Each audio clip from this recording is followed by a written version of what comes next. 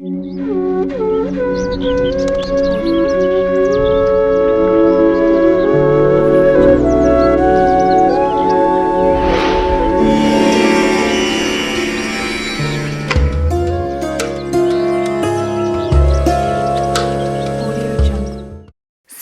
ధనస్సు రాశి నుంచి మకర రాశిలోకి ప్రవేశించినప్పుడు మకర సంక్రాంతి వస్తుంది. మకర రాశికి అధిపతి శని గ్రహం. సూర్య భగవానుడు వివిధ రాశుల్లో ప్రయాణించి మకర సంక్రాంతి రోజున తన తనయుడు ఇంటికి చేరుకుంటాడు.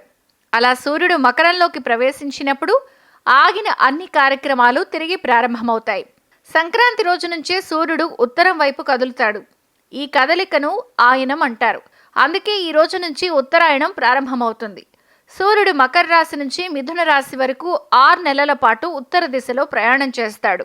ఆ తర్వాత 6 నెలలు కర్కాటక రాశి నుండి ధనస్సు రాశికి దక్షిణ దిశలో కదులుతాడు. దీన్ని సూర్యుడు దక్షిణాయనం అంటాం.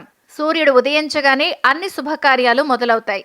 పురాణాలు ఏం చెప్తున్నాయంటే భీష్ముడు గురించి ప్రతి ఒక్కరికి తెలుసు. ఈయనది మహాభారతంలో చాలా గొప్ప పాత్ర. కురుక్షేత్ర యుద్ధంలో పితామహుడు భీష్ముడు కౌరవుల తరపున పోరాడతాడు. ఈ యుద్ధంలో అర్జునుడి రథానికి రథసారథైన శ్రీకృష్ణుడికి కూడా భీష్ముడు అజేయమైన యోధుడని, అర్జునుడు తన పోరాట పటిమతో ఓడించలేడని తెలుసు. అయితే భీష్ముడు తాను ఏ స్త్రీపై దాడి చేయనని ప్రతిజ్ఞ చేస్తాడు.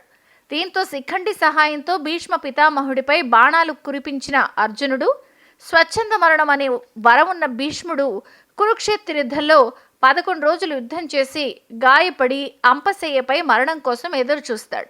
ఆ సమయంలో సూర్య భగవానుడు దక్షిణాయనంలోకి వస్తాడు. భీష్ముడు మరణం ఎన్నో మలుపులు తిరిగి ఉత్తరాయణంలో తనువు చాలిస్తాడు.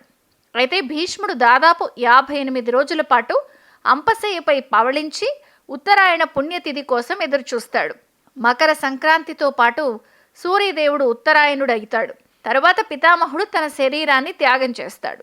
ఉత్తరాయణంలో జీవి తన శరీరాన్ని విడిచిపెట్టడం జరుగుతుంది. అలా భీష్ముడు మోక్షాన్ని పొందాడు. అందుకే భీష్ముడు సంక్రాంతికి గల సంబంధం చాలా అవినాభావమైనది.